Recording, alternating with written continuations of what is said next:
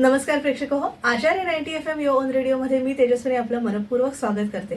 आजच्या आपल्या celebrity show मध्ये सेलिब्रिटी आलेले आहेत ज्ञानेश पेंढारकर सर. सर नमस्कार, मनपूर्वक स्वागत आचार्य 90 FM मध्ये. आणि सरांचं फार जुनं नातं आहे आपल्या शरद भाऊ आचार्यांशी आणि सगळ्या परिवाराशी. आणि आज आपण खरं तर बोलणार आहोत ज्ञानेश सरांविषयी सुद्धा, आणि तसंच आपण भालचंद्र पेंढारकरांविषयी सुद्धा आज सगळ्या आठवणी आपण पुन्हा जागृत करणार आहोत. एक सुंदर असं नाट्यमय म्हणजे वातावरणात आपण थोडा वेळ रमणार आहोत आणि आपल्या प्रेक्षकांना घेऊन जाणार आहोत. कारण एक दैदिप्यमान असा तो इतिहास आहे आणि आपल्या महाराष्ट्राचा तो सांस्कृतिक ठेवा आहे आणि त्याविषयी जाणून घ्यायला आवडेल. सगळ्यांनाच माहिती आहे भालचंद्र पेंढारकर हे ज्येष्ठ आणि श्रेष्ठ नाट्य अभिनेते, दिग्दर्शक, निर्माते, नेपथ्यकार, छायाचित्रणकार असे सगळे त्यांनी आणि ललित कलादर्शचे संस्थापक होते. तर आज सगळा हा धांडोळा घेण्याचा थोडक्यात प्रयत्न आहे. ज्ञानेश सर, अगदी वडिलांचं आणि तुमचं नातं म्हणजे पिता पुत्राचं नातं अगदी सुरुवातीला आम्हाला जाणून घ्यायला फार आवडेल. आधी मी एक गोष्ट सांगतो. माझे वडील संस्थापक नव्हते, ललित कलादर्श ते संस्थापक खरे केशवराव भोसले. 1908 साली त्यांनी ललित कलादर्श ही संस्था स्थापन केली. त्यानंतर 1921 साली माझ्या आजोबांना त्यांनी ती दिली आणि 1942 पासून ते साधारणपणे जाईपर्यंत 2015 माझ्या वडिलांनी ती सांभाळली. ती वारसाने चालत आलेली आहे. वा. आता तुमच्या नात्याबद्दल म्हणजे कसे होते, म्हणजे दरारा होता, भीती अशी होती, भीतीयुक्त आदर होता, कसं होतं? साधारणपणे जन्म झाल्यानंतर आपण मुलाला देवळात घेऊन जातो. आपल्यात प्रथा आहे 10व्या दिवशी का 10-12 दिवस मला आठवत नाही. मला देवळात घेऊन जायचं ठरलं आणि थेट साहित्य संघात घेऊन गेले आणि रंगभूमीच्या तिकडे खेळलं. आई पण होती बरोबर, म्हणजे आईने कोणीच ऑब्जेक्शन घेतलं नाही. आणि तिथून मला रंगभूमीबद्दल जे प्रेम निर्माण झालं ते आजपर्यंत आणि ते पुढेही टिकून राहील. तर अशी माझी खरी सुरुवात झाली की अण्णांनी मला, आमचा प्रयोग होता दूरचंद शेतीमध्ये होता, तिकडे मला घेऊन गेले आणि जिथे पूजा केली जाते रंगभूमीवर तिथे मला ठेवलं की पुढचा काळ माहिती नाही कसा आहे, पण जमल्यास जेवढं तुला करता येईल त्या रंगभूमीची जी आपली कुळस्वामिनी आहे तिची तू सेवा कर. आता कदाचित त्यांचा त्यामागचा उद्देश असावा. ते फार काही देवदेव करायचं नाही, म्हणजे ही पूजा ती पूजा, त्यांची एकच पूजा रंगभूमी. ते मी लहानपणापासून बघत आलोय. मठात जायचे स्वामींच्या, पण अवडंबर नाही. म्हणजे गणपती पण घरी असेल आणि जर कुठे काही काम असेल तर ते कामाला पहिलं प्राधान्य द्यायचे. आई ओरडून ओरडून त्यांना घरी बसवायची, नवरात्र वगैरे. पण एक बघितलंय की अशा मंडळींच्या बाबतीत अशी लोक त्यांना भेटतात की त्यांचं देव वगैरे जे घराच्या कुळाचार असतात ते सांभाळणारी व्यक्ती मिळतात. त्यामुळे त्यांचं काम आणि घरातलं कुळाचार ह्याला कधीच त्रास झाला किंवा देव ऍडजस्ट करून घेतो की या माणसाला मी ह्याच्यासाठी पाठवलेला आहे तर या माणसाला माझ्यासाठी पाठवतो. त्यामुळे आईने जो सगळा घराचा भाग जो आहे तो आईने सांभाळला आणि नाटकाचा जो भाग होता परंपरेने चालत आलेला तो वडिलांनी सांभाळला. लहानपणापासून मला आठवत नाही की आम्ही अण्णा म्हणायचो होता. मला कधी मारलंय, कधी ओरडले, एकदाच दोनदा ओरडले असतील, पण हात तर कधीच उगारला नाही किंवा त्याच्या विरुद्धच होते ते. किंवा मी एखादी गोष्ट सांगितली की मला हवी आहे, म्हणजे खेळणी वगैरे नाही मागायचो मी. मला प्रोजेक्टर आवडायचा, जो त्यांचा आवड होती, टेप रेकॉर्डर आवडायचा, ते मला आणून द्यायचे. काय अभ्यास करतोयस कधीही विचारलं नाही. इनफॅक्ट वयाच्या 6व्या वर्षी मला जय जय गौरी शंकर मध्ये नारदाची भूमिका करायला लावली. म्हणजे वडिलांचं जय जय रमा रमण श्री जे गाणं आहे ते म्हणत स्टेजवरती येतात, तर आधी मला पाठवलं ते गाणं म्हणत. आणि ती गोष्ट कोणालाच माहिती नव्हती एक्सेप्ट गोविंदराव पटवर्धन, दबवण्या पार्सेकर तबल्याला होते आणि मधुकर बर्वे, आणि आमच्याकडे शांताराम विचारे म्हणून होते मेकअप मॅन. कारण ते मला मेकअपच करायचा होता. एक थोड्याच लोकांना माहिती होतं. नाटक सतत अण्णांबरोबर जात असल्यामुळे मला गाणं पाठच होतं जय जय रमा रमण. आणि मला वाटते तो प्रयोग कुठे बरं होता, बॉम्बे हॉस्पिटलच्या समोर थिएटर बघा, हा. नाव विसरलो मी, तिकडे तो प्रयोग होता. अच्छा. आणि अण्णाने नारायण नारायण म्हटलं आणि गोविंदरावांनी माझा काळीपात सूर दिला, वा. काळी दोन, हा. आणि माझं गाणं लोक म्हणजे 2 मिनिटं असं म्हणजे हा असं झालं, रे हे काय झालं एकदम. हा, हा. आणि मी म्हणून आत गेलो, प्रचंड टाळ्यांचा कडकडाट झाला. अण्णांचं जवळजवळ किती वेळ ते गाणं लोक ऐकत नव्हते. अच्छा.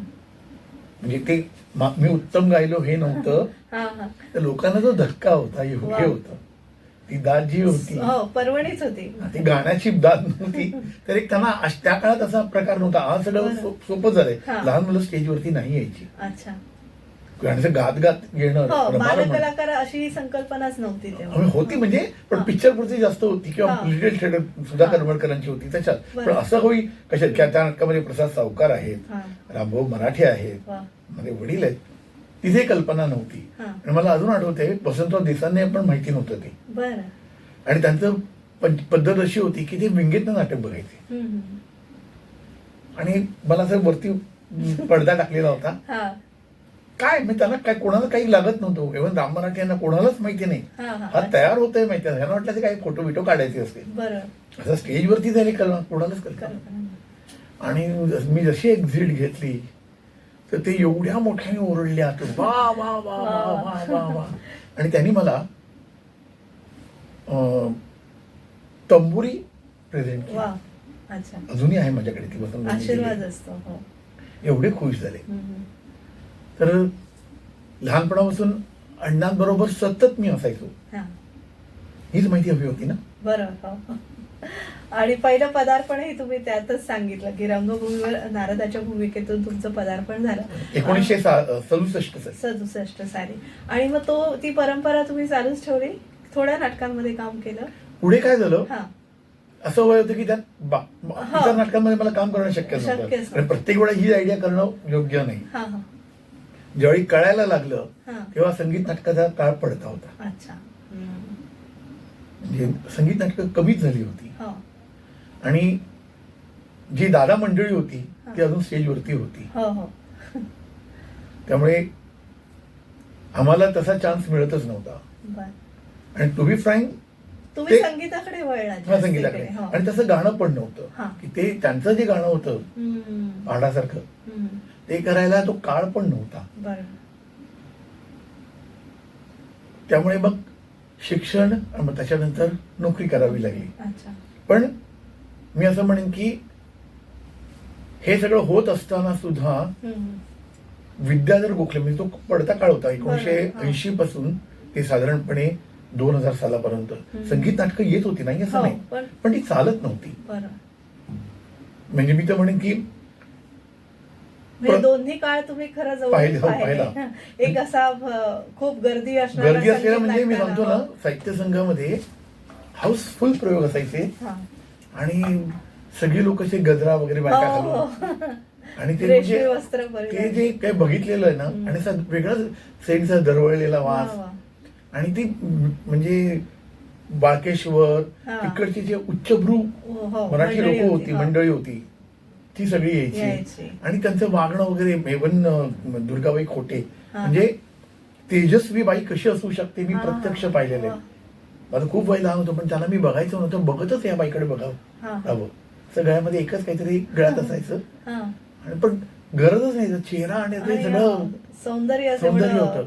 हो. आणि तेज तेज विद्वत्तेचं तेज अशी अनेक मंडळी होती. हा. साहित्य संघामुळे मला कोण पाहिलं नाही असं नाही. अच्छा. म्हणजे आमचं 68 साली हा. ललित कला दर्शनाचं 50 वर्ष, 50 नाही, 60 वर्ष 60 वर्ष. हिरक महोत्सव झाला. हम्म. तेव्हा गीत सोबत्र गदिमांनी लिहिलं होतं. अच्छा. हा.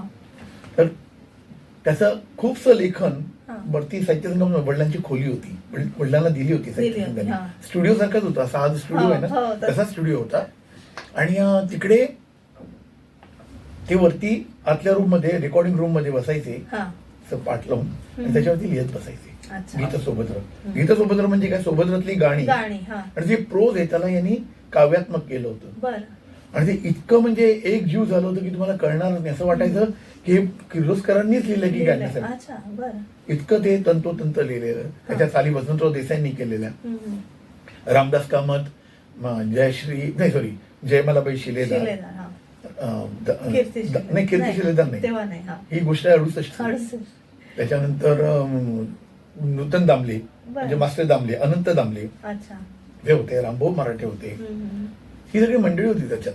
आणि सगळं गाणं म्हणजे आपण म्युझिकल सोबत केलेलं होतं. वा. म्हणजे हा मुडा भरत गुलाम तर ते गाण्यातच म्हणायचं. हा. आणि त्यातनं ना हे झाली शर्मा, त्यातनं म्हणजे ते इतकं मर्जिंग छान केलेलं होतं की त्यावेळी मला गदिमांच्या मांडीवर बसण्याचा योग आलेला. अरे वा. हो. अरे वा. अरे बाळा ये इकडे बैस, काय करतो विचारपूस केली. त्यांच्या मांडीवर बसलेलो थोड्या असं 2 मिनिटं. हा, हा. तो एक आला. त्याच्यानंतर साहित्य संघाचं उद्घाटन झालं बालगंधर्वांच्या वेळी झालेलं. तर बालगंधर्वांनी मला असं उचललेलं. अच्छा. उचलता येत नव्हतं. आणि मला अजून आठवते ते फोटो माझ्याकडनं म्हणजे होते ते मिसप्लेस झाले का काय मिळत नाहीये. त्यावेळी मला आठवते की बालगंधर्व म्हणाले की अण्णांना चंदू म्हणजे भालचंद्र चंदू म्हणायचे, अरे गाणं शिकव याला. त्यांनी ओळखलं होतं. आता ते मला आठव पण ते त्यांनी सांगितलेलं. आणि त्या काळामध्ये शिरवाडकर साहित्य संघात यायचे. अच्छा. आणि मी तिकडे म्हणजे मला सकाळची शाळा, मग दुपारी कोणतरी घ्यायला यायचं. ते रात्री वडील घरी येईपर्यंत नाटकाचा प्रयोग करत मी घरी यायचो. मी लहान मुलगा आहे म्हणून रात्री 12 असं काही नव्हतं. आणि तिकडे साहित्य संघात असं आहे. आणि त्यावेळी साहित्य संघ म्हणजे नाट्य पंढरी होती. म्हणजे सगळे कलाकार तिकडे यायचे, सगळ्यांच्या तालमी. म्हणजे साहित्य संघ असं देवस्थान होतं तिकडे. मला कळत नव्हतं पण ते संस्कार होत गेले. नानासाहेब फाटक, दत्ताराम बापू, मामा पेंडसे, अरविंद देशपांडे, दामू किंकरे, त्याच्यानंतर विजयाबाई मेहता, भक्ती बर्वे यांची नाटकं आणि तालमी सगळ्या मी बघितलेल्या. कळत खरंच काही नव्हतं. गोविंदरावांच्या शेजारी बसून किती प्रयोग बघितले असतील मला माहिती नाही. पण ते मी म्हणजे शिकलो नाही त्यांच्याकडे. पण ते काय करतात त्यावेळी कळत नव्हतं. पण ते कुठे आता ते उंचायला लागले. ते त्यावेळी असं करत होते कारण त्या गोष्टी इतक्या फिट मनात बसलेल्या आहेत आपल्या. त्यामुळे अण्णांनी खूपच संस्कार असे. आणि ते काही नकळतही झाले. बोट धरून नाही शिकवलं माणसांबरोबर असताना. बोट धरून नाही शिकवलं. तू ये बघ, आवडलं ठीक आहे. आणि मी दररोज जात असल्यामुळे ती माणसं यायची. पण अण्णांचा कसा स्वभाव होता, ते 2दा-3दा सांगायचे, करू कर नको करू, कर नको करू. चौथ्यांदा ते बघायचेच नाही. आदळापट नाही, काही नाही, काही नाही, काही नाही. स्वभाव शांत स्वभाव होता. 2दा नाही ऐकत. आता काय करू मी, त्याचं त्याला कळत नाही तर काय करू. पण त्यांच्याबरोबर मी जायचो, कधी कंटाळलो नाही. त्यामुळे तो एक वेगळा संस्कार मी सगळ्या कलाकारांना मला पाहायला मिळाला. सगळ्या तालमी व्हायच्या साहित्य संघामध्ये. ज्यावेळी मी नाटकाचं काम आलं, जेव्हा मी पहिलं आज जो काही मी इकडे आहे म्हणजे अण्णा आहेत हे सगळं जरी मान्य केलं त्याचं अर्धाधिक श्रेय हे शुभदा दादरकर आणि विद्याधर गोखलेंना जातं आणि रंगशारदा संस्थेला जातं. त्याच्याबरोबर विजय गोखलेंना पण जातं. म्हणजे गोखले कंपनीला कुटुंबियाला जातं. कारण त्यांनी मला हेरलं, त्यांनी मला चान्सच मी म्हणेन. हल्ली पद्धतीने मी याला चान्स दिला, पण त्यांनी ब्रेक दिला. त्यांनी हा शब्द कधी काढला नाही, तो त्यांचा मोठेपणा. पण मी म्हणेन की त्यांनी ब्रेक दिला मला. कदाचित मला माझ्यातल्या काही गोष्टी त्यांना आवडल्या आणि हा विश्वास दाखवला माझ्यावरती. आणि त्यांच्यामुळे आज तुम्ही मला बोलवलं, ती त्याचमुळे बोलवलेलं आपलं एक नातं निर्माण झालं की बाबा परफॉर्मन्स. त्याच्यामुळे हे सगळं. शुभदाताईंचा केवढा अभ्यास आहे म्हणजे त्यांनी मला 52 खणीमध्ये त्यांचं ऍक्च्युअली काम करणारा दुसरा होता, तो आला नाही. तर 52 खणीचं आमचं प्रोडक्शन होतं, ललित कला. तर नाटक महिला काहीतरी वेळ होता, पण आता कोणाला घ्यायचं. तर मग असं ठरवलं की ज्ञानेश पेंढारकरला विचारूया. कारण काय झालं, राज्य स्पर्धेसाठी मला विचारलं होतं प्रयोग होणार म्हणून. तर रेल्वे, तर मी रेल्वेत नोकरीला लागलो. हे सगळं आणि रेल्वेत असल्यामुळे ते सोयीस्कर होतं. नाही तर एकंदर नाट्यसृष्टीची अवस्था बघता बरं. मला सांगितलं की बाबा तू नोकरी कर कुठेतरी, हा. आणि आणि मी मनाविरुद्ध नोकरी केली. हा. त्यातल्या अजून एक गंमत सांगतो. हा. गोविंदराव घरी आले आणि म्हणाले, अरे सांगत घरी आले, म्हणाले अरे मला कळलं की ज्ञानेश पेंढारकरला, ज्ञानेश तू नोकरी करतोयस. हा. हो केलीये. 6 महिने जर टिकलास तर मी पेटी सोडेन. अच्छा. असं म्हणाले. मला बघा काका सोडावं लागेल.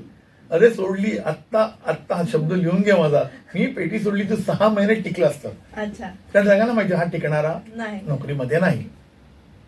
आणि त्यावेळेस संगीत नाट्य स्पर्धा व्हायच्या हा. महाराष्ट्र गव्हर्नमेंट तर्फे. बरं. त्यामुळे आमचंही नाटक होतं. हम्म.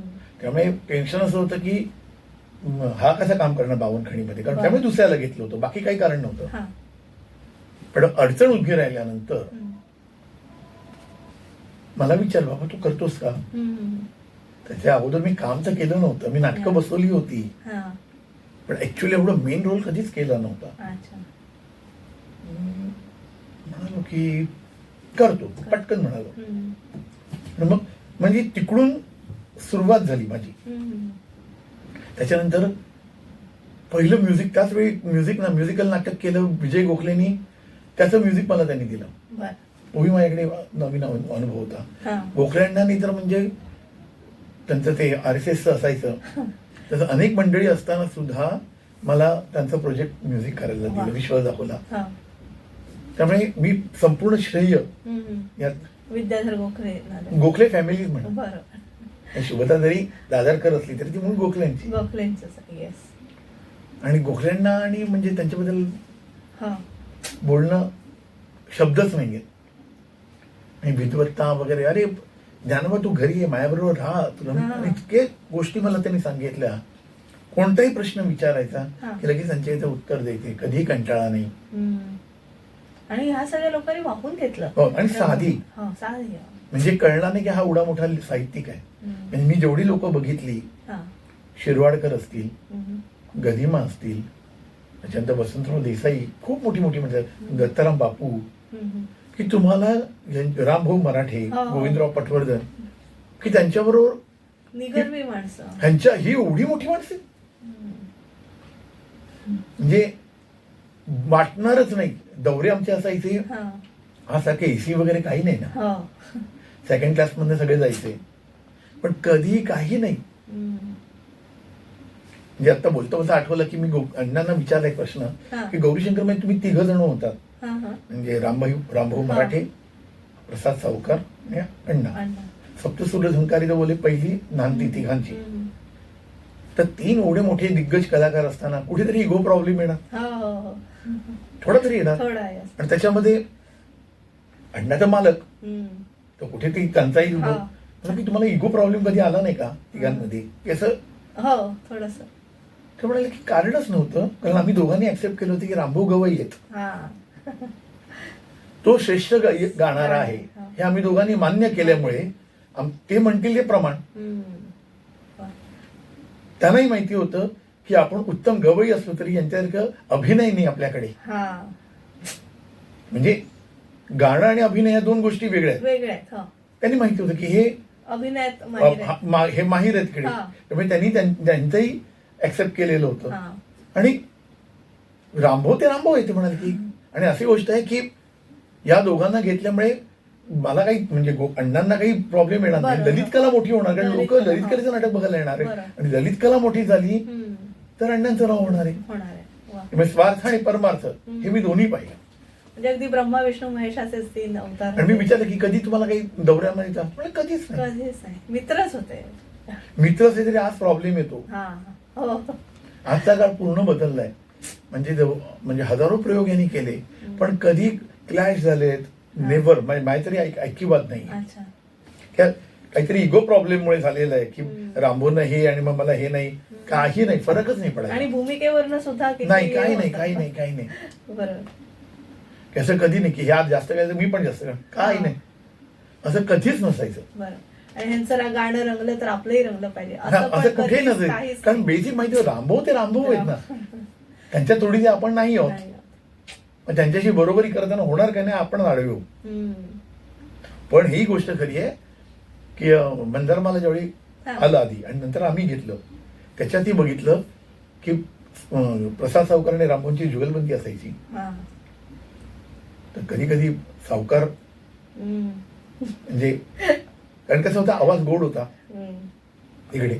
काही वेळा असं प्रत्येक वेळा व्हायचं असं नाही, पण व्हायचं की कधी कधी सावकार पण रामभाऊही गाताना सांभाळून गायचे. ते अस्त्र बाहेर काढायचे, कारण हे नाटक आहे. बरं. तिकडे आपली शास्त्रीय संगीताची बैठक नाही, इथे रंग नाटकाला रंगतील असं केलं. त्याला पूर्ण ठार मारून ते मला जाणलं तर करू शकत होते, पण ते नाही. ते नाटक आहे, त्याची गमती नाही केला पाहिजे. म्हणजे हे त्यावेळेच्या कलाकारांमध्ये खूप चांगलं अंडरस्टँडिंग होती. स्पर्धा नव्हती. स्पर्धा म्हणजे चांगली स्पर्धा चांगली. की याचं गाणं पडावं किंवा ह्याला हे करावं, हे कधीच त्या लोकांनी केलं नाही. असेच रंगभूमीवरील पडद्यामागचे किस्से आपण ऐकणार आहोत ज्ञानेश सरांकडनं. एक छोटीशी विश्रांती घेऊया आणि पुन्हा भेटूया. आजच्या आपल्या सेलिब्रिटी शो मध्ये ज्ञानेश पेंढारकर सर आपल्या सोबत आहेत. तुम्ही ऐकत राहा आचार्य 90 FM on radio.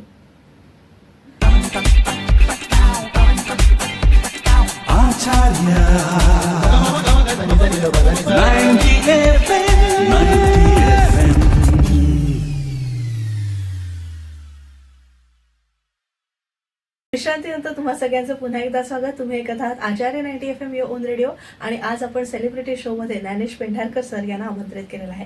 Gyanesh sir, 2 नाटकांविषयी मला आवर्जून उल्लेख करावासा वाटतो. म्हणजे दुरितांचे तिमिर जाऊ आणि पंडितराज जगन्नाथ. आणि कसं म्हणजे एकंदरीतच तुम्ही सगळ्या कलाकारांना तर पाहिलंच, पण एक नाट्यसंस्था चालवायची आणि त्याचं सगळं व्यवस्थापन नियोजन कशा पद्धतीने ते तुम्ही फार जवळून पाहिलंय. तर ते नेमकं कसं होतं अण्णांचं? अण्णांचं एक मी जनरली बघितलंय की जी मोठी माणसं आहेत त्यांना आजूबाजूला अतिशय विश्वासू माणसं मिळतात. अच्छा. म्हणजे सगळ्याच गोष्टी एक माणूस नाही करू शकत. म्हणजे जसं छत्रपती शिवाजी महाराजांना मावळे मिळाले, जीवाला जीव देणारे मिळाले ना. पण हे खरं होतं की ते पुढे असायचे आणि मग मी मागे, असं नाही. त्यामुळे ते जीव देणारे होते. ते का जीव दिला होते तर महाराज पुढे असायचे कामगिरीला. त्यानंतर तुम्ही व्हा पुढे, मी येतो मागून किंवा किल्ल्यावरून बघतोय मी, हे नव्हतं कधीच. प्रत्येक ह्याच्यामध्ये बघा ना, अफजल खानाला मारायला शिवाजी महाराज गेले, मावळ्याला नाही पाठवलं. कुठेही जनरल आपण जेवढी काय इतिहास वाचतो तसंच या अण्णांच्या बाबतीत असं होतं की सगळ्याच गोष्टींची त्यांना माहिती होती. म्हणजे आज कसं की स्टेज रंगभूमीवरचा असा कोणताही विषय नाही की अण्णांना माहिती नव्हता. म्हणजे सेट, लाइटिंग, अनेक गोष्टी, मेकअप वगैरे सगळं माहिती होतं. पण एका व्यक्तीने या सगळ्या गोष्टीकडे बघणं शक्य नव्हतं. ती जी माणसं आम्हाला भेटली ती अतिशय विश्वासू आणि अण्णांवरती जीव देणारी होती. कारण अण्णांनी त्यांच्याशी नोकर म्हणून कधीच व्यवहार केला नाही, घरातल्या माणसासारखं. त्यामुळे तो एक घरच्यासारखं वातावरण होतं संपूर्ण. आमच्याकडे एक साखरे म्हणून गृहस्थ होते, कपडेपट बघायचे. खोटं वाटेल त्यावेळी ते इस्त्या वगैरे हे नव्हतं. नाटक झाल्यानंतर सगळे वाळत टाकायचे कपडे, त्याला व्यवस्थित घड्या करायच्या छानपैकी, पुन्हा ठेवायचे आणि दुसऱ्या प्रयोगाला तसे तसे कपडे मिळायचे. आणि अण्णांची पद्धत होती की 2 का 3 सेट असायचे एकाच कपड्याचे. म्हणजे इतके प्रयोग असायचे की ती शेवटी घामाने खराब होणार. हा सगळ्या लॉन्ड्र्या वगैरे नव्हत्या. कारण नाटकातले जे कपडे त्याला वेगळ्या पद्धतीने धुवावं लागतं, आपटून धुवून नाही चालत. त्यामुळे मग ते सगळे साखरे म्हणून ग्रस्त होते. कपडेपट म्हणजे आम्हाला 83 साली ते गेले. 83 पर्यंत सगळे कपडे त्याने अतिशय, म्हणजे 1947 पासून ते सगळे कपडे व्यवस्थित होते. म्हणजे प्रयोग ज्याचे होत नाहीये ते पेट्या उघडायचे, ते सगळे बाहेर काढायचे, उन्हात ठेवायचं, पुन्हा त्याच्या घड्या करायच्या. म्हणजे हे कोणीही करणार नाही. आमच्याकडे शिवराम आणि गोपाळ म्हणून होते, ते सगळं सेट वगैरे बघणं. खरा गोपाळ तर खूप जुना, सेट बघणं, त्याची डागडुजी करणं. अण्णा एवढा खर्च झालाय, अण्णा हातात पैसे दिले, काय झाला, कुठे झाला, किती खेळ लावले, चुकून. त्यामुळे त्यांचा विश्वास अण्णाने संपादन केला होता. जी मंडळी मिळाली होती, आमच्या शांताराम विचारे होते, ते म्हणजे संपूर्ण दौऱ्याचे दौरे हा. बुक व्यवस्थित, कुठेही कोणाला प्रॉब्लेम नाही. हा. सगळा पैशाचा व्यवहार त्यांच्या हातात असायचा. अच्छा. आणि चुकूनही विचारायचं नाही तू काय केलं नाही केलं काय हा. नाही केलं. त्यामुळे ती सगळे म्हणजे त्यांनी छान आयोजन केलं मी म्हणते. हा. आणि प्रत्येकाला कामं वाटून दिली. आणि त्यांच्या ह्याच्यात लुडबुड नाही लुडबुड करायची. नाही करते. म्हणजे तुमच्याकडे काम एखादं दिलंय तर मी बिल आणून दिलं हा. ते बघायचे त्यांना बघायचं. हा. बघायचे सगळं ते तिकडे. आणि समजा असं लक्षात आलं की घोळ होतोय, गडबड आहे. हा. गडबड होते, 2-3 वेळा चौथ्यांदा विचारला. हम्म. पण पहिलं होऊ शकतं, काही असं नाहीये. पण त्यामुळे सगळे कलाकार सांगितलं ना की कोणाची मालक म्हणून वागले नाही. हम्म, हम्म. मला एक वेगळा किस्सा सांगू. हो हो, आवडेल आम्हाला, किस्सेच ऐकायचे. आमचे साखरे होते कपडे पटवाले. हा. तर हिरक महोत्सव झाला तेव्हा मुंबईमध्ये 67-68 कोयना धरणीकंप झाला. हम्म. आणि आमचा हिरक महोत्सव होता मुंबईत. हम्म. आणि मुंबईतले सगळे लाईट गेले होते. अच्छा. आणि अख्खा महिनाभर महोत्सव. आणि पु ल देशपांडे तो वा. हे करणार होते. काय करायचं, सगळ्या तारखा दिल्या होत्या. हम्म. तर त्या काळामध्ये जवळजवळ 60-70 हजार रुपये उसने घेतले गेले. हम्म. सगळ्या थिएटरचं भाडं, सगळ्यांचे पेमेंट सगळं हम्म. झालं. आता ते त्या काळातले पैसे होते, हो. ते फेडावे तर लागणार. आणि बरोबर. ज्यांनी पैसे दिले होते त्यांना माहिती होतं की आपले पैसे बुडणार नाही. हम्म. आणि एकदम मंदी झाली होती. मग अशा वेळी प्रभाकर पणशीकरांनी माझ्या आईला हम्म. अश्रूंची झाली फुलेमध्ये हम्म. कामासाठी विचारलं. कामासाठी. पैशाची आवश्यकता होती. बरोबर. आई हो म्हणाली. हम्म. काम करायला लागले. आमचा दुर्गंधी तिमध्ये जाऊ हम्म. सकाळचा दुपारचा प्रयोग होता. आणि रात्री अश्रूंची झाली फुले. आई दुर्गंधी मध्ये पण होती आणि रात्री पण आहे. अच्छा. तर प्रभाकर पणशीकर त्यांचं नाटकाच्या वेळी ते पोचले तिकडे. हा. नाटक संपल्यानंतर पणशीकर ते गमत्या होत्या, म्हणजे असे हा. ते मजेदार बोलायचे. ते पण असे छान. ऍक्च्युली त्यांची पण संसार चालण्याचं कारण तेच होतं की ते मालकासारखे नाही वागले. नाही वागले. सगळ्यांची मिसळून हा. वगैरे वगैरे, लहानाशी लहान मोठ्याशी मोठे, मोठा. अतिशय छान.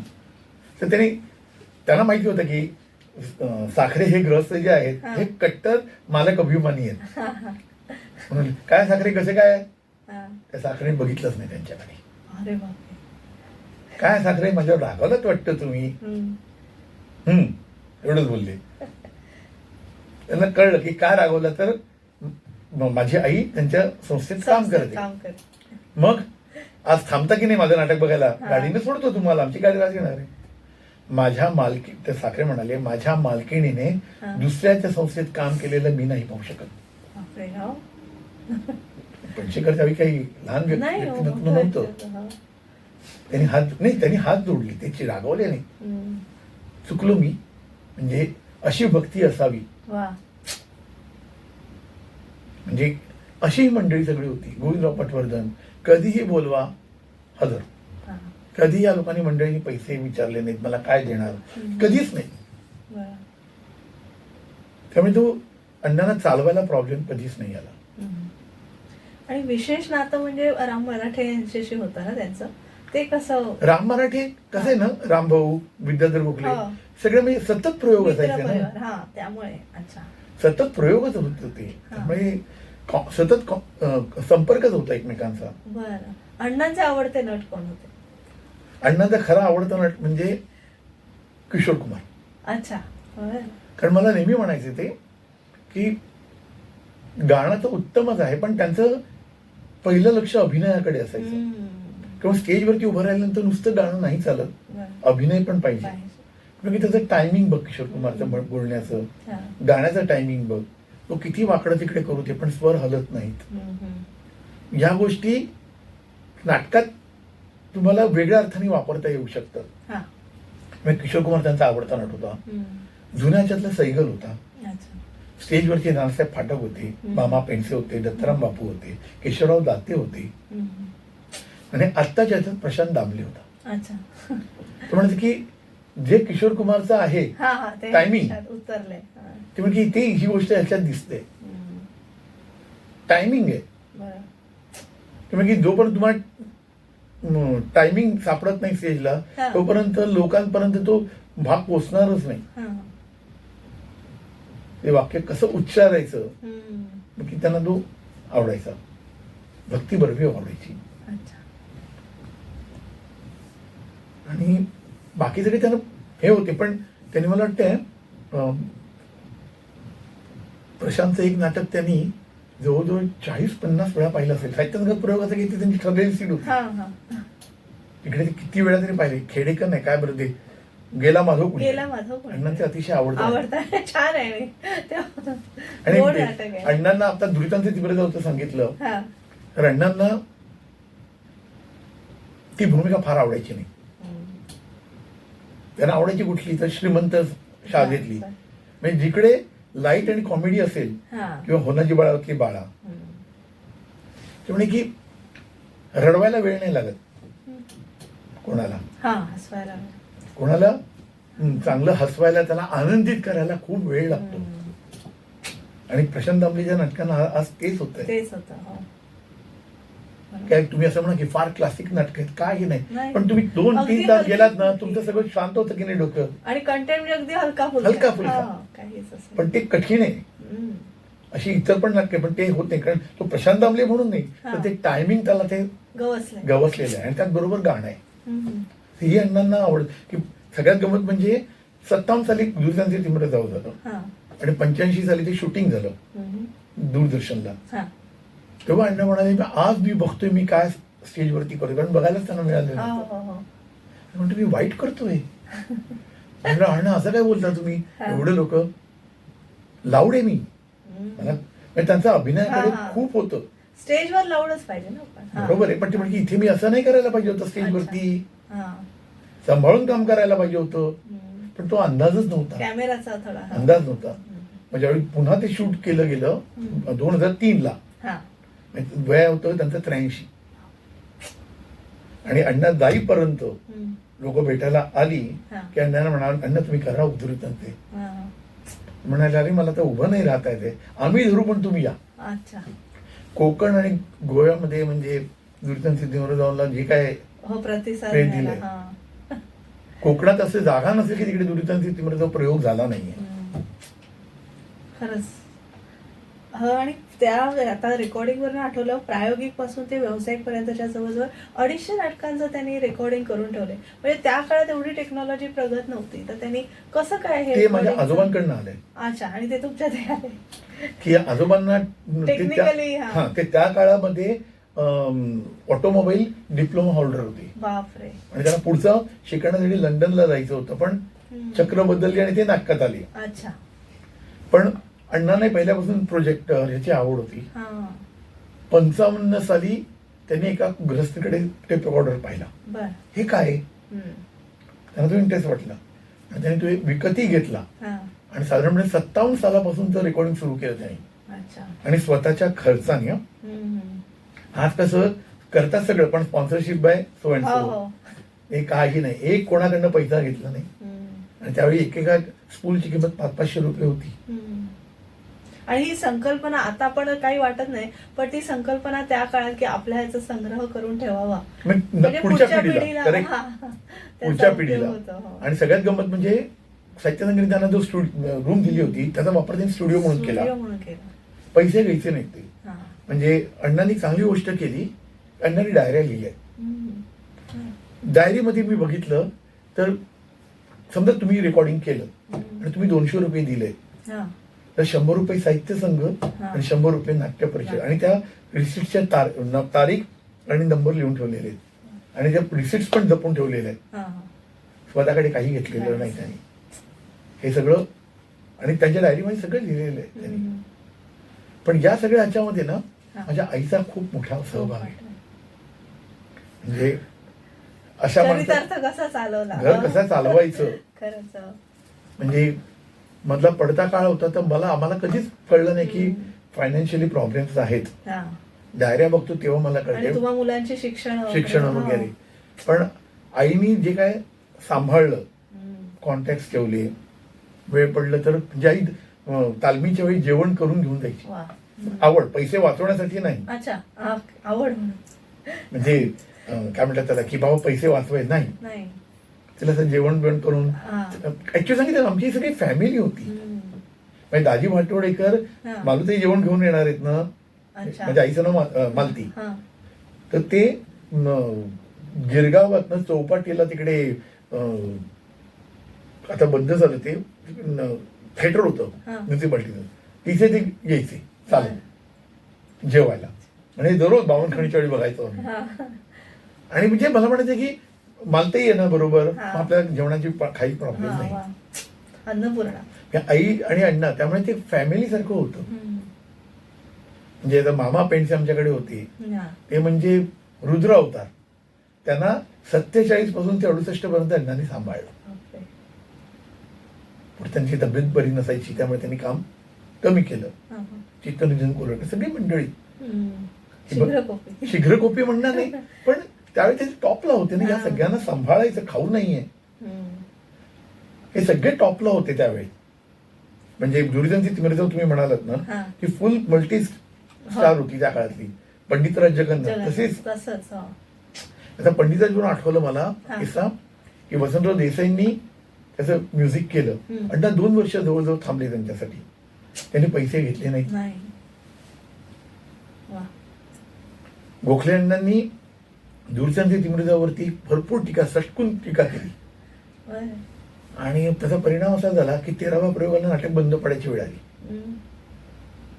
आणि नाटकाचं नशीब असं 13व्या नंतर जे सुरू झालं, आज धूम मागे लागलं, नाटक सुरू झालं धो धो, ते जवळजवळ 1998 पर्यंत असे प्रयोग अण्णा करत होते. नेहरू सेंटरला 98 साली केलेला प्रयोग आहे.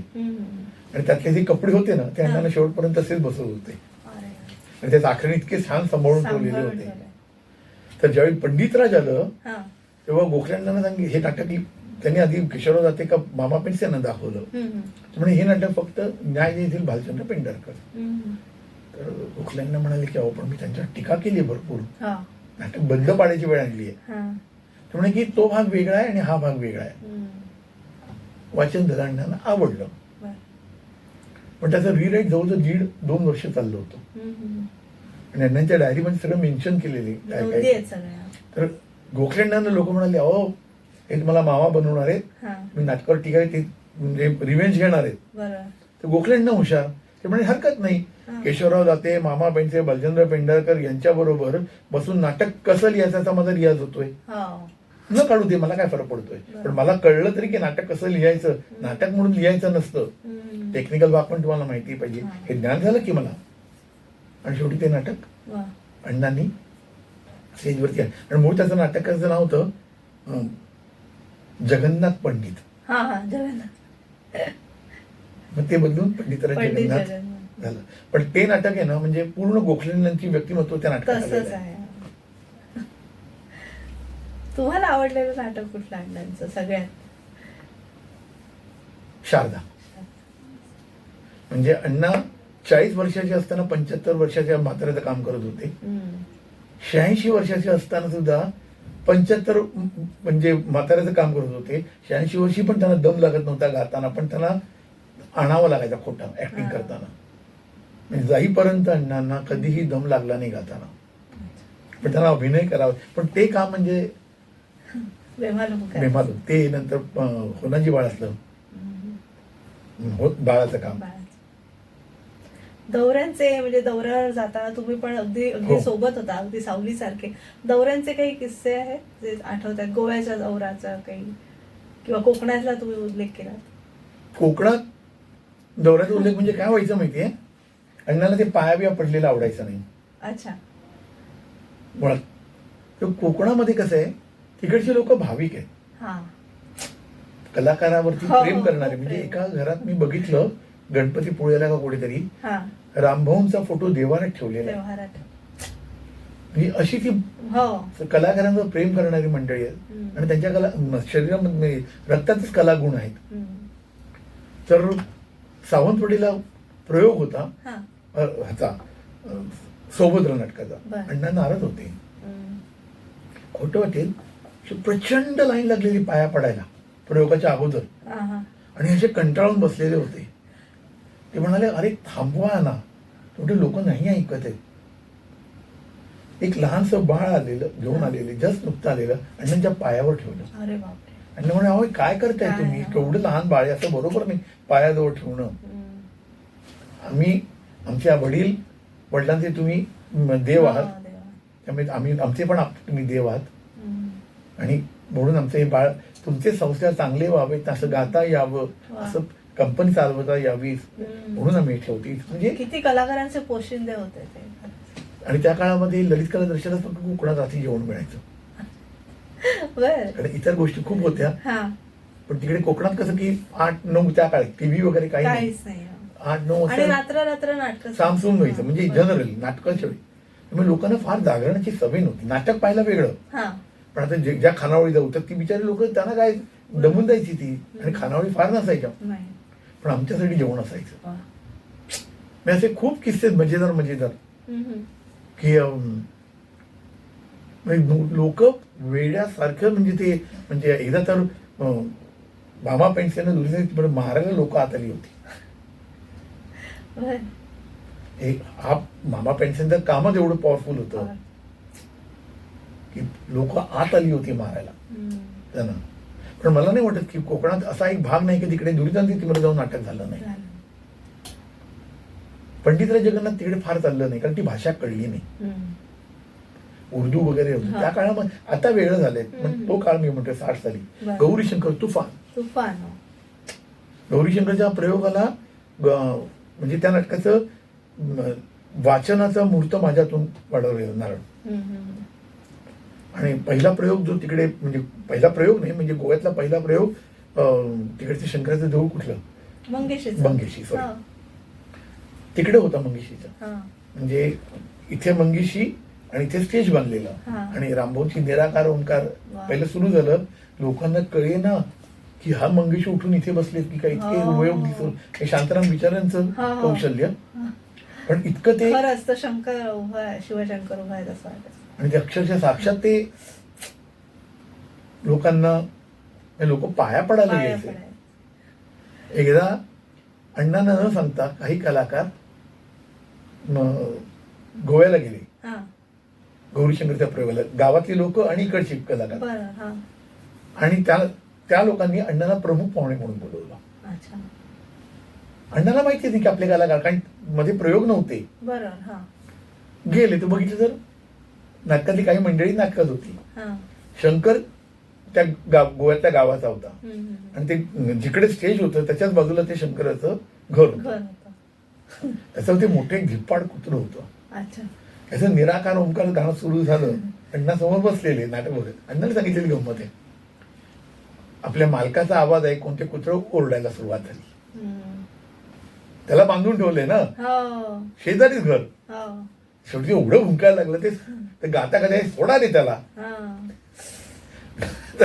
गावात चालतं ना, त्याला सोडल्यानंतर ते कुत्रं जे आलं डायरेक्ट स्टेजवरती शंकराच्या बाजूला.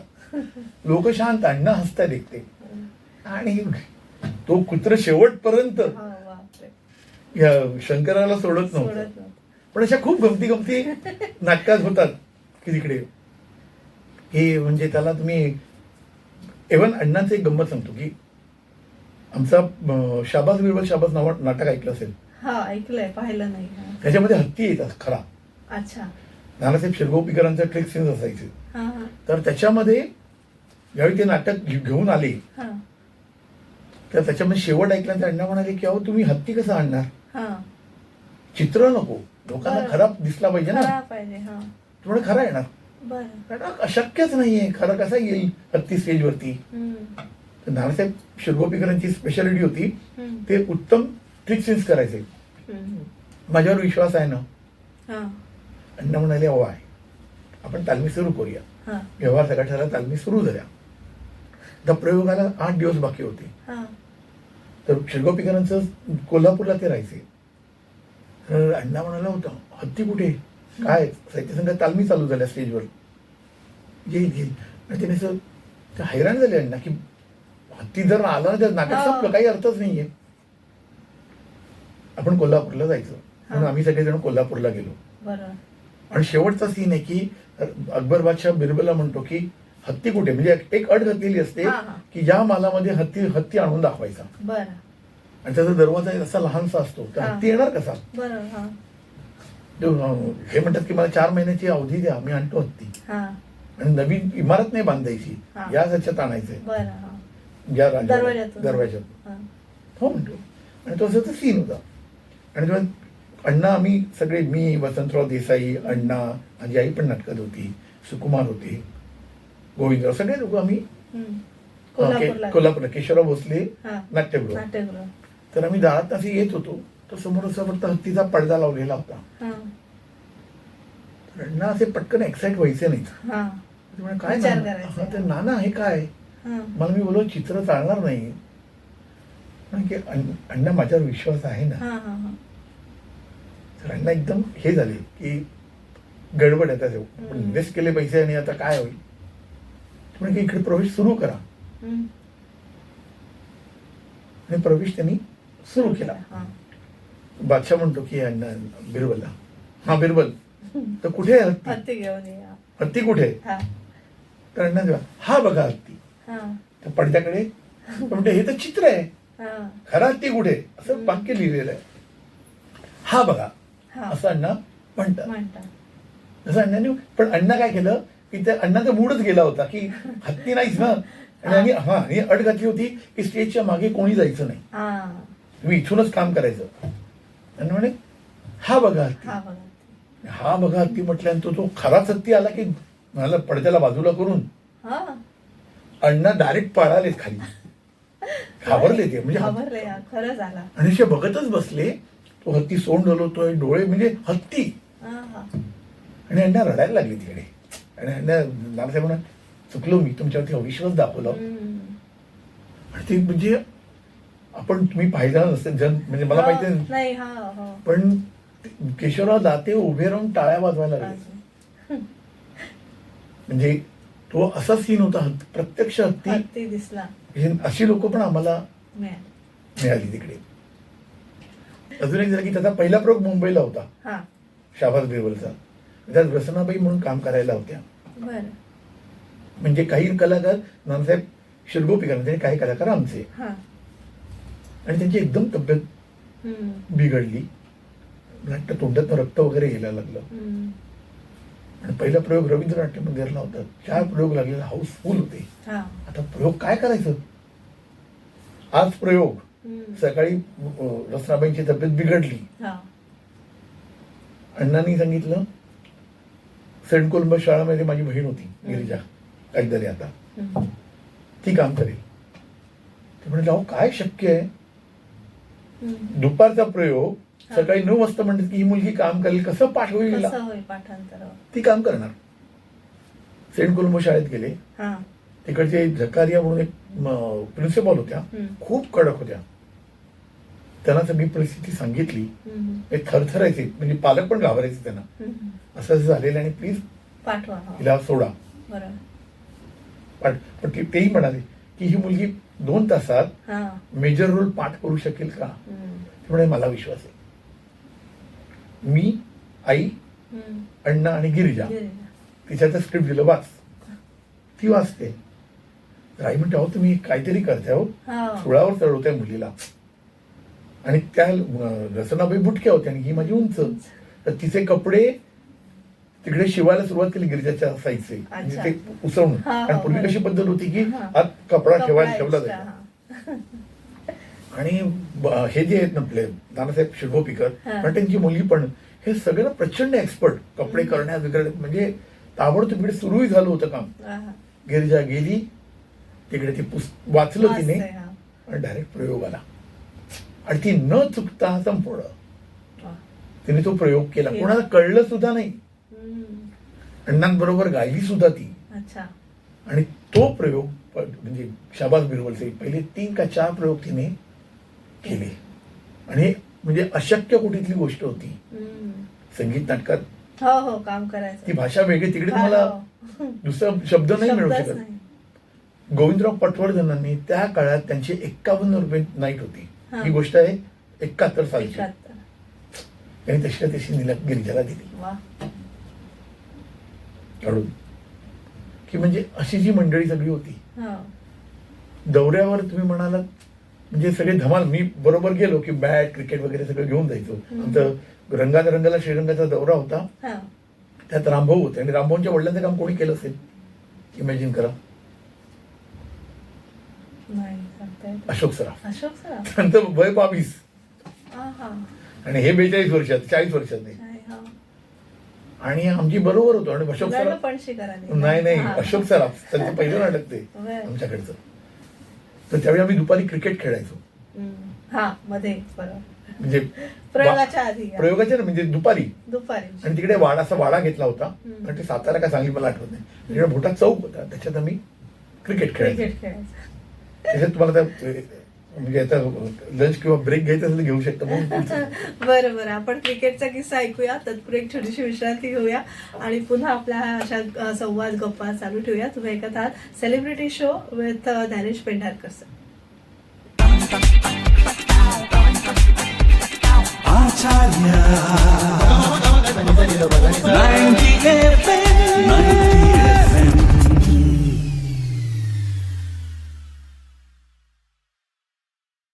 सगळ्यांचं पुन्हा एकदा स्वागत. आपण ऐकत आहात आचार्य 90 FM आणि आज सेलिब्रिटी शो मध्ये ज्ञानेश पेंढारकर सर आलेले आहेत. खरं तर त्या क्रिकेटचा अगदी मोह झालाय. काय किस्सा सांगतायत ते आपण क्रिकेटचा किस्सा ऐकूया आता. मी दुपारी क्रिकेट बॅट वगैरे घेऊन आलेलो. त्या वाड्यामध्ये मी, रामभाऊ मराठे, गोविंदराव पटवर्धन, अण्णा, एक मधुकर बर्वे व्हायोलिन वाजवायचे. अच्छा. उत्तम. आणि त्यांची स्पेशालिटी अशी होती एकच व्हायोलिन असायचं आणि कुठल्याही पट्टीत ते वाजवायचं. म्हणजे तानांचे षटकार मारणारे क्रिकेटचे षटकार मारायचे. अप्रतिम. इमॅजिनच करून. आणि हे आपले रामभाऊ मराठे डाव्याने एवढा स्पिन करायचे म्हणजे एवढी जी तान फिरवायची ना तर स्पिन पण तेवढाच करायचे. किती भाग्यवान आहात तुम्ही. या सगळ्या मंडळींना तुम्ही क्रिकेट खेळताना खेळताना माझ्याबरोबर खेळायचे. दुपारी कॅरम खेळायचे. अच्छा. रामभाऊ डावरे होते. आणि एकदा तो साताऱ्याला होता वाटतं तर आम्ही लवकर पोचायचो. 10चा प्रयोग असायचा. मी 6 पर्यंत पोचायचो. मग तर करायचं काय मग mic testing sorry mic testing म्हणजे काय 1-2 माईक असायचे. एकच ना मध्ये. काही नाही ते उगीच काहीतरी टाइमपास करायचा. एक दिवशी मी म्हणालो की मी आज गाणार. सगळेजण असे गात बसायचे. लोक येऊन ऐकायला बसायचे. गाणं ऐकायला मिळणार. तर मी म्हणलं मी आज गातो. आणि म्हणे का असं काही नव्हतं काही. आणि मी कुठलं गाणं सुरू केलं असेल. राधा जिंदगी गोविंदराव खाली वाजवत आहेत. कारण काय त्यावेळेस राजेश खन्नाने वेळ लावलं होतं सगळ्यांना. आणि ती जिंदगी सफर अंदाज होतं गाणं होतं. सगळ्यांचे त्यातलं यॉडलिंग होतं. ते यॉडलिंग वगैरे मी केलं. आणि मी जसा गाणं संपवून फिरलो रामभाऊ धावत वरती आले. त्याला बघितलं मला वाटतं बहुतेक चिडले माझ्यावरती. म्हणजे वेगळं एवढं त्यावेळी कळत होतं मला की बाबा हे आता वातावरण वेगळं नाही. इकडे इकडे इकडे इकडे तू आता युडली काय केलं. तर मी बावड्यासारखं म्हणालो काय नाही युडलिंग केलं. काय केलं ते करून दाखवलं मी. आम्हाला ऐकायला आवडेल. नाही आता नाही करता.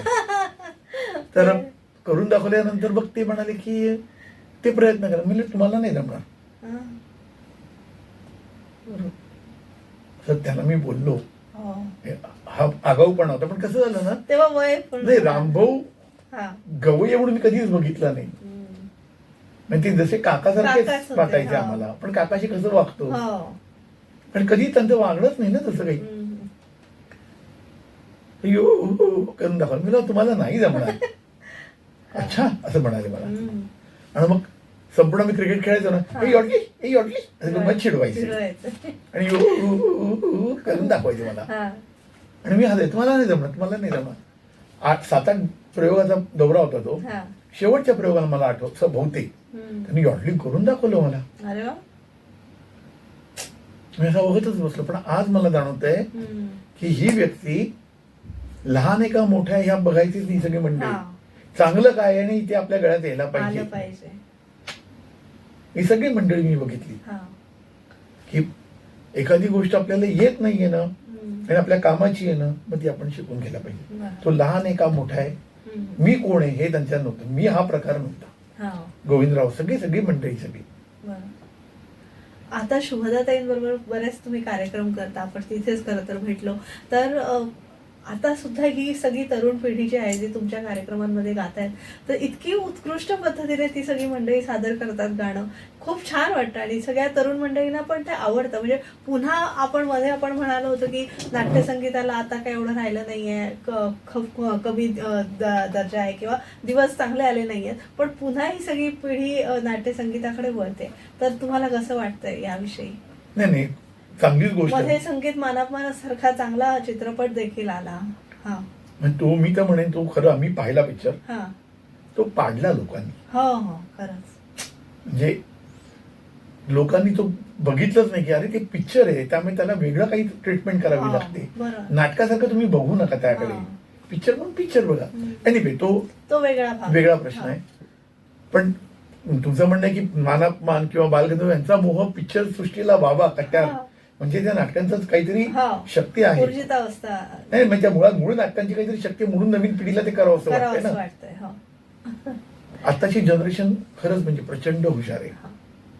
पण दुर्भाग्याने असं होतंय, या नाटकांना सगळा अबाव 60चा प्रेक्षक आहे. यंग जनरेशन नाही दिसत आहे.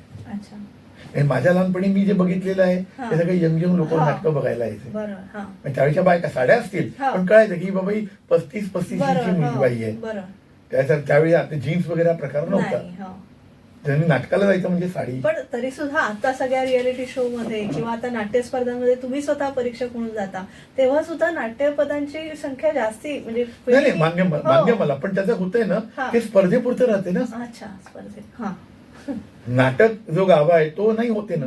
मग त्यासाठी आपल्याला काय करता येईल, म्हणजे पुन्हा संगीत नाटक रंगभूमीवर येण्यासाठी नेमकं काय करायची गरज? कसं आहे की त्याला खूप म्हणजे गोष्टी आहेत की आता थिएटर जे आहे ते तुम्हाला 3 तासासाठी मिळतं. बरं. संगीत नाटकाला कठीण जातं ना ते करायला. एका प्रयोगाला मी बघितलं की यशवंत नाट्य मंदिरला कीर्तीचा नाटक प्रयोग बंद केला. अच्छा. गाताना पडदा येणं किती अपमानास्पद आहे. झाला वेळ ऍक्सेप्टेड. पण हे सगळं त्यामुळे संगीत नाटकाला थोडा वेळ जास्त द्यायला पाहिजे असं मला वाटतं. इकडे थोडंसं भाडं कमी करायला पाहिजे. मुंबईत कमी, पण आता तुम्ही जर बाहेरगावी गेलं रत्नागिरी तिकडे 22,000 रुपये भाडं आहे. परवडणार कसं परवडणार संगीत नाटकावाल्यांना? बुकिंग नाही आता. म्हणजे काही जे ज्याला आपण म्हणतो की उत्तम, आता मी माणिक मोती तुम्ही बघितला त्या दिवशी खोटं वाटेल कौशल इनामदार सर, तो नाही अशोक हांडे. बरं. अच्छा. मी बघितलं जवळजवळ 95% हे अबाव 70 होते. यंग जनरेशन नाही आहेत. तोच राज कपूरचा पण कार्यक्रम पाहिला. सगळे राज कपूर तर हिंदी केवढं मोठं, पण सगळे एजेड लोक. यंग येत नव्हते नाही, पण मेजॉरिटी ती आहे. संगीत नाटकाला पण तेच होतंय. म्हणजे सगळे अबाव सिनियर सिटीजन्स येतात. फुकट असेल तर गर्दी होते, तिकीट काढून नाही. लोक म्हणतात पैशाचं काय करायचं आहे, तुम्ही एकदा याल. आणि खर्च एवढा वाढलाय ना. पूर्वीच्या ज्या नाईट्स होत्या त्या आता नाही होऊ शकत. पण तुम्हाला सांगतो पूर्वी जास्त नाईट होत्या. म्हणजे वडिलांच्या डायरीवरून मी बघतो सांगतो, त्या काळात 100 रुपयाचे 60 साली 100 रुपये म्हणजे किती झाले असते? 1,00,000 रुपये नाही अंदाजे. ही त्यावेळी 100, 125 ही नाईट होती त्या काळामध्ये. पण म्हणजे आज किती पट झालेलं आहे. आज तरी नाईट कमीच आहे ती त्यावेळी. आणि त्या संपूर्ण उत्पन्न नाटकाचं असायचं 900 रुपये. 900 रुपये फक्त. संपूर्ण नाटकाचं उत्पन्न 900 असायचं किंवा 1000. हिशोब मी बघितले. मग पुढे ते 2,500-3,000 रुपये झाले. पण 2,500 रुपये नाईट असायची. किती झाले आता? पण आज त्या मनाने पैसे नाही मिळत संगीत नाटकाला. आणि असं की आज सगळेजण जे विद्यार्थी माझं झालं की सगळेजण नोकरी पूर्ण वेळ संगीत नाटकाला नाही देऊ शकत. आज म्हणजे मी तक्रार करत नाही, पण ह्या गोष्टी फॅक्ट आहेत. हम्म. कपडे घालणारी म्हणजे नेसवणारी माणसं नाही आहेत. हम्म. पूर्वी बायका होत्या होत्या. साड्या नेसवायला, हम्म. नऊवारी. आज कसं होतं, शिवलेलं आहे शिवलेला पण ते असं फुगीर होतं ना, हो. म्हणजे ती बाई बेडप दिसते, बेडप. सुंदर जरी असली तरी. पूर्वीच्या बघा तुम्ही देखण्या नेसवणारे ज्या बायका हा. होत्या ना, ते स्पेशालिटी होती त्यांची. धोतर नेसवणं, ते साखरे मी जे मगाशी बोलले, आमच्याकडे हा. संताराम म्हणून होता, लहू म्हणून होता, की अप्रतिम नेसवायचे. आज ते सगळं खूप कमतरता झालेली आहे. आणि सगळ्यात गोष्ट म्हणजे फायनान्स. गव्हर्नमेंट हा. करते पण वेळेत पैसे नाही देत. आणि व्यावसायिक नाटकांना फार अनुदान वगैरे सगळ्या अनुदान- त्यांचे नाट्य महोत्सव होतात. पण लोकांना ते संगीत- आवडतं. हो, अच्छा. संगीत नाटकांचे नाट्य महोत्सव होत नाही असं आहे. नेहरू सेंटर करते, हा, अच्छा, हो, बरं. नेहरू सेंटर करते, पण एक महोत्सव करून फायदा नाही नाही, ना. हा. पण त्या मनाने पुण्यामध्ये भरपूर चालू आहे, अच्छा, कोकणामध्ये पण बऱ्यापैकी आहे, बरं. पण त्याला कमर्शियल स्वरूप नाही नाही, येते. इव्हन आपलं दादर माटुंगा कल्चरल सेंटर पण ते एकच. हो. काय गणित चुकते मला कळत नाहीये, पण सगळे कलाकार खूप चांगले आहेत. चांगले आहेत, हो. म्हणजे सगळं चांगले, गाणं उत्तम आहे, दिसायला छान वादक आहेत, चांगले आहेत, हो. सगळे वादक चांगले आहेत, सगळी लोक चांगली आहेत. पण काय गणित चुकते कळत नाही. पण लोक नाही आहेत, ही गोष्ट खरी आहे. हम्म. गव्हर्नमेंटनी जर काय म्हणतात त्याला, जाहिरातीचे पैसे कमी केले, हो. थिएटर भाडं कमी केले, वेळ वाढवून दिले, हम्म. अजून काही गोष्टी उपलब्ध करून दिल्या तर शक्य. पण हम्म. किंवा कोणतरी असा आपल्या माध्यमातून आपण सगळ्यांना एक विनंती करूया की चांगले दिवस हा, येतील म्हणजे- अशी प्रार्थना करूया. म्हणजे आता जे उद्योगपती मोठे मोठे आहेत त्यांनी जर काही मोठं अनुदान दिलं, बाबा हे तुम्ही करा, हा. आम्ही तुमच्या पाठीशी आहोत. पाठीशी. पण अटी नका घालू की हाच कलाकार पाहिजे तेच कलाकार, असंही होतं. हा, तुम्ही करताय करा, पण हाच कलाकार पाहिजे आणि हाच कलाकार नको. बरं. हे तुम्ही विश्वासाने देताय ना, ते आम्ही करू. हा, पण ही गोष्ट आहे की जे घेतील त्यांनी ती विश्वासाने करायला पाहिजे. बरं. खूप गोष्टी एकमेकात अडकलेल्या आहेत, त्यामुळे मी असं काही सांगू, भविष्य नाही सांगू शकत संगीत नाटकाचं. बरं. नक्कीच सर, आज तुम्ही आलात आणि फार भरभरून बोललात आणि थोडंसं आपण काहीतरी प्रेक्षकांना चांगलं देऊ शकलो तुमच्यामुळे, तर त्याबद्दल खूप खूप आभार, धन्यवाद. नमस्कार. प्रेक्षको, आज आपण ज्ञानेश पेंढारकर सर यांच्याशी संवाद साधला आपल्या सेलिब्रिटी शो मध्ये. आमचा हा कार्यक्रम तुम्हाला आवडला असेल तर आमच्या चॅनलला लाईक, शेअर आणि सबस्क्राईब करायला विसरू नका. पुन्हा एका नवीन व्यक्तींसह भेटूया पुढील सेलिब्रिटी शो मध्ये. तर मी तेजस्विनी आपला निरोप घेते. धन्यवाद.